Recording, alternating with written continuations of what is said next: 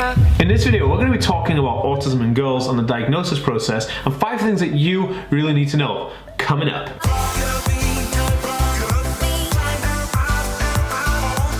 Hey guys, what's going on? My name is Dan. I have Asperger's syndrome, ADHD, OCD and dyslexia. I make weekly videos on this type of content, so if you're new around here and you want to learn more, remember to hit the subscribe button by clicking that notification bell. And if you're watching on Facebook, make sure to click follow and like this page to see daily videos from me. Okay guys, in this video we're going to be breaking down between us why the autism diagnosis for females is a bit more complex than it is for males. And I've got my friend Anna Moomin from Anna Moomin's channel on YouTube here to help me with this video. So do you want to explain what your channel's about, Anna? Hi, I'm Anna Moomin, as Dan said. I make videos about Asperger's syndrome.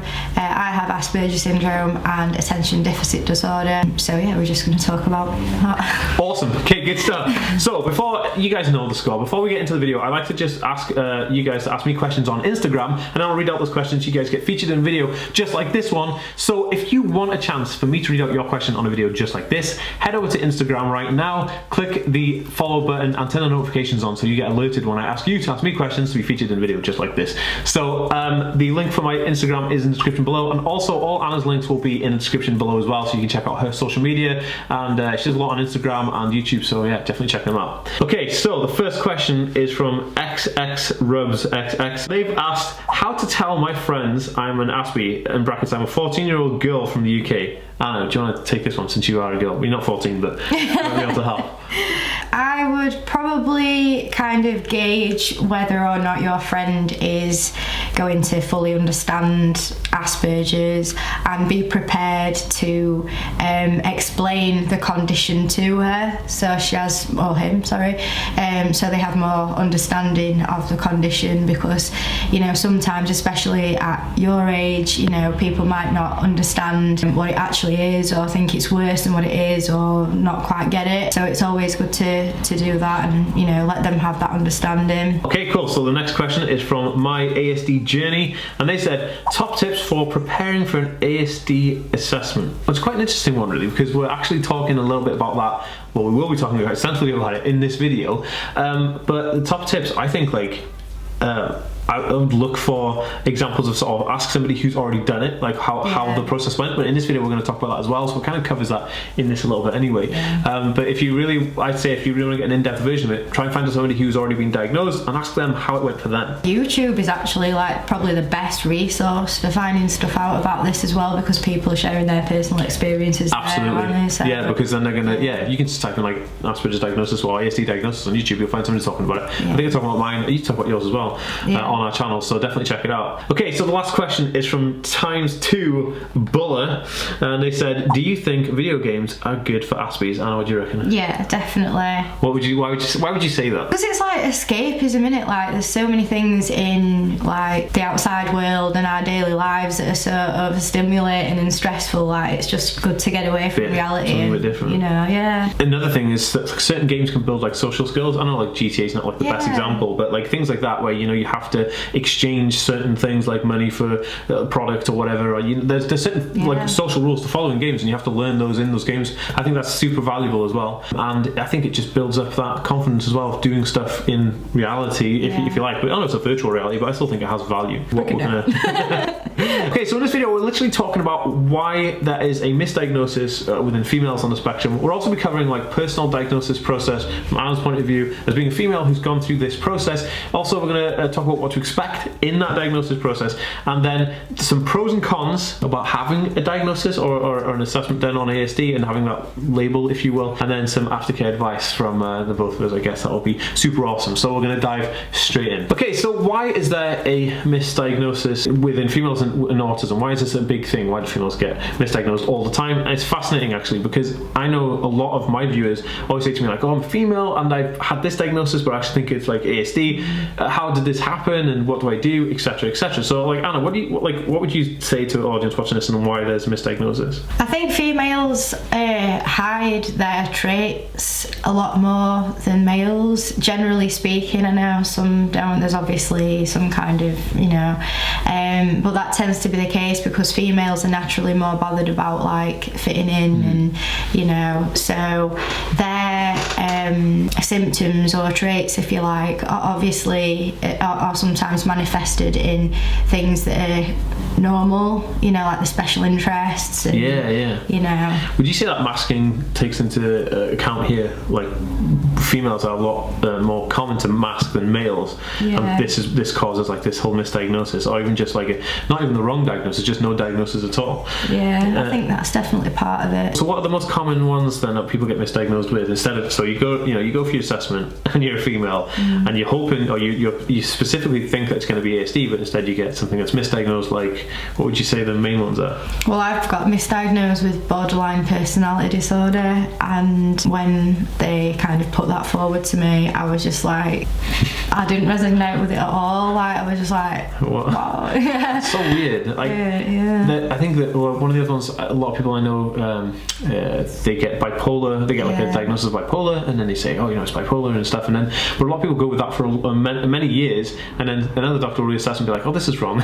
And you think, oh, like, how did this even come about? And I think, you know, just to jump in here on this conversation, is that the medical industry was catered around males with autism, you know. So if you look back in the history, it's always been focused on males or boys, and the traits that they, or characteristics, or personal characteristics of males. And this is fascinating because it just leaves out all the females, because if you're trying to cater females to something that's designed for males, of course you're going to get the wrong data in there. I think it's such a shame, but I know that we are, like, obviously the medical industry are taking procedures to kind of overcome this now, and this is why we're seeing a big flood of like people actually getting diagnosed properly. But it is a shame. But yeah, it's just a tip as well. So if anyone is getting misdiagnosed and had any issues like Anna's just said, then definitely go back and talk to your doctor if you think this is wrong, or if somebody else, another professional, has said, hey, this may be actually slightly different, or if you don't, you know, if you're not resonating with you, then just go with your gut instinct. If you feel like that's not you and it doesn't kind of explain anything and you're confused about it, go straight back to the doctor and say this is wrong. Yeah, absolutely. You have to be, and self-care is like number one. Personal diagnosis process. Like, we'll talk, like, I've done a video on like my diagnosis process and stuff like that, but I wanted to get Anna to share her kind of like journey through it, or her actual what you know, how she got diagnosed and what that process was like, because I think this is going to be super valuable for everybody. Well, I didn't actually have a clue what Asperger's was until I was 22, and my mum had just got a job at the Sheffield Adult Autism and Neurodevelopmental Service. That's such a mouthful. And she basically came back one day with a big stack of books and put them beside me and said, I want you to read through those books. I think you've got this. And I looked at it and it said autism. I was like, Mum, you know, I was just so offended because I didn't understand what it was.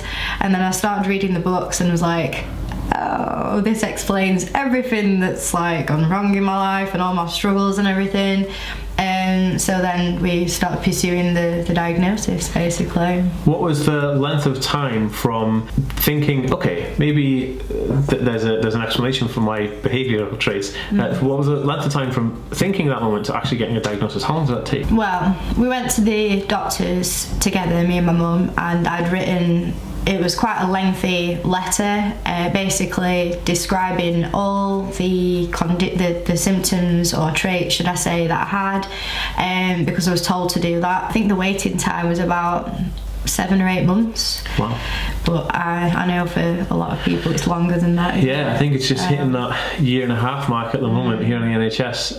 And when I did mine, I did a similar process. Like, I did the whole, you know, the prep work, and I took somebody with me as well who could like vouch for the things that, because you know, they basically said, write down the things that you find that are different or odd or quirky that may relate to like autism. God, I had like 3 things written on my list, and my girlfriend had about 25. So that was interesting. I had to get somebody else to compile this list, because of course everything to me was like, yeah, of course, like buying the same shoes every single year of my life is the coolest thing ever, and that's nothing wrong with it. But of course, wearing the same clothes day in day out isn't typically classed as a normal behaviour. So it was quite interesting. But the waiting list now, I know that anybody watching this who may actually be going through this process, it just takes forever. A friend of mine, Kevin Chapman, who I was talking about earlier, he actually is going through the process now at age 36, and I think it's taken him, he has to wait a year for a referral, but he's already spent a year going through the process to get to that point, which is crazy. So it's not the easiest thing to do or the quickest thing to do. It took me about 8 to 9 months, I think, typically as well, when I did mine. But yeah, so I mean, like, it's not the quickest process in the world, but I think the stickability, a lot of people get annoyed and they kind of like just say, oh, that's it, forget about it. But it's worth doing, because at the end, you know, you find out. Worth it. Exactly. I'd say so too. Let's talk about a little bit of what to expect from a diagnosis process, and then obviously you're going to say, I'm not going to jump in on this one because I've done a video on it before, but I'd love Anna to share with you guys like what did you expect, or what can people expect from a typical diagnosis process for a female specifically. And let's do this. When I actually had my appointment, the day of the appointment, we went to the Department for Autism in Sheffield. I wasn't really told that much about it, only that it'd take a few hours, and they literally go through everything that's happened in your life, you know, your whole life story, basically everything that you struggle with, you know, obviously why you think you have Asperger's or you suspect it, and then they would kind of not really clarify anything. So when they're actually, you know, taking notes and asking you the questions and everything, it's a bit like, what are they thinking? Like, you know, it was really nerve-wracking. Yeah. Well, jinx. But yeah, that is interesting, because it's almost like, I remember saying to Naomi, my girlfriend, I said, it's kind of like, it's an odd feeling because you're in a room with somebody who will know more about you than you know, because from like a medical or academic standpoint, that's a weird feeling. It is. Because then they're putting you under a microscope because they know what's going on with you, and you don't even know, because that's why you're going through this process. It's a weird feeling. That's like, it's like almost like my condition, like everything, like my anxiety, everything gets like super like worse when I'm around professionals, because I'm like, oh my goodness, you know, they're judging everything you do, and they're looking at you, and that's a weird experience. And she said that, she's like, why you clam up when you're around like the professionals? I'm like, yeah, I know, because they're analysing everything, and yeah, it's nice to know that it wasn't just me thinking that. Do you feel like it was like an epiphany, you know, when you got diagnosed, you're like, oh my god? Yeah, absolutely, because you know you were saying that you didn't know anything about Asperger's. Well, the closest thing I knew about autism was Rain Man, and I talk about this a lot in videos, but that's the closest thing I ever knew about autism. I didn't know anything about it until literally going through the diagnosis process. So it was kind of like, what on earth is this? Like it was just completely like, just like you said, like, oh my god, like mind blowing. Yeah. We're not reading the script, by the way. It's not. There's no script here. Talk a little bit about pros and cons of getting a diagnosis, because obviously there are good and bad with everything, and I think that your experience with this is way better. Because like when I was diagnosed, I went from the diagnosis process, I was in work, and then I finished my work and I went to university, came out of university, and I started YouTube, and then that's what I've done ever since. So I've kind of like not had an experience of being having the pros and cons of a professional environment of having a diagnosis. So do you want to talk a little bit about some of the pros and cons of having a diagnosis from your perspective? Yeah, the pros are obviously like a much better understanding of how your brain works. You are eligible, if you're in the UK, you're eligible to things like personal independence payment, which means that you don't have to break your neck working full time and, you know, ended up quitting jobs and getting sacked and stuff because you can't handle it. You can work part time and kind of work your life around the condition a bit more to minimise that anxiety and the breakdowns and everything. So that's good, and you know, because of the understanding, you could potentially speak out about it and raise awareness about it, because I know when I got diagnosed, I don't know if it was the same for you, but there wasn't that much understanding. No. You know, nothing really on the internet apart from, you know, the generic stuff. So it gives you an opportunity to talk more about it. The things that I've found are probably cons to getting a diagnosis is in the world of employment, because some employers still, unfortunately, discriminate against people with autism. So I've been offered jobs and then had the job offer revoked because I've told them that I've got Asperger's, which sucks, but it's still the way the world works. How many times has that happened, just out of interest? 5 times in 2 months. And that's super recent, right? In the last 2 months? Yes. That's crazy. Like that, I just can't even, that's crazy. But look, just jumping in on this, something that you said, personal independence payment is one kind of monetary benefit that the government do supply for people who are registered disabled, and obviously having ASD is a registered disability. But also, something I find quite interesting is that if you're on the welfare state, if you're like looking for work and you have a job seeker seekers allowance, which is kind of like a benefit for somebody who's looking for work. If you have an autism spectrum condition, you're actually put on something different called ESA, which is an employment support allowance, and actually put you on something called the support group. And the support group means that you don't have to justify any condition, or you don't have to justify anything. Your medical records say, well, look, they'll help you, they'll fund you until you get a job, basically. They'll help, well, it's not an awful lot of money, but they'll help you kind of financially, like Anna said, so you don't kind of like stress out about, oh my goodness, I'm not going to make rent, I'm not going to be able to eat this week. They kind of help you out, and that is a definite big benefit from having a diagnosis of something that, you know, definitely impacts your life in those areas. Yeah, it's much better than job seekers, because like you don't have the pressure of having to go to all these appointments, justify all the and talking about that, like, you know, saying adding your value to the internet, like the stuff we're doing right now, that's a good like pro for doing it. I think like there's so much more now available because people like us are doing this kind of stuff. I think it's just, it's super cool. I love it. Okay guys, so we're basically just gonna wrap up by talking about aftercare now, and this is interesting. And what we mean aftercare is, we were talking about this before doing the videos, like things to do after like having a diagnosis, or even the day of having the assessment done. So I'm gonna have Anna just talk a little bit about like what her how she felt about it, what her perception of afterwards felt like, and some tips and tricks that you guys can take away and what to do really. The word aftercare just reminds me of Jeremy Kyle, doesn't it? Well, they cancelled that show now. Yeah. Oh, I know, yeah. I always think about tattoo. They give you an aftercare receipt with a tattoo, and you have to like put, you know, lotion on and don't go swimming and all that stuff. That's what reminds me of aftercare in terms of like, mental aftercare, like, you know, mental capacity. So right. Yeah, basically after my diagnosis, I had to wait a bit for this, but I had some counselling sessions with a fantastic, I don't know if he's a psychiatrist, psychotherapist, I don't know the actual term for him, but his name's Dr. Richard Smith, and he works at SARMS in Sheffield. And you might have, if you've watched some of my videos, you might have heard me, you know, speaking about him. He was absolutely fantastic. He gave me a whole new positive spin on, you know, living with Asperger's and the benefits of it, and, you know, did an IQ test and all that, and cool. It was really useful. But I know a lot of people don't have that, and the support that you get after diagnosis is usually short term. It's a temporary thing, and it stops after a while, doesn't it? So then after that, you're just like, what am I gonna do? So yeah, it does vary depending on where you are, doesn't it? Yeah, I think there must be, because most places, especially in the UK and the US actually, will have a support group set up locally to help people with like aftercare stuff. So I'd say just do a quick Google and say, you know, autism support in my area, and then you should be able to find something along those lines.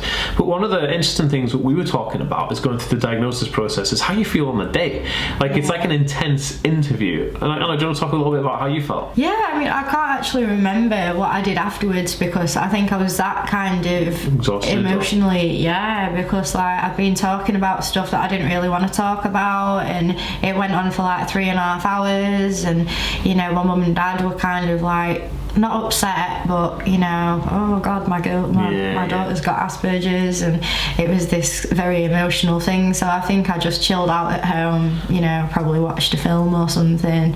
You don't really want to be doing much after your diagnosis because it is such a draining thing.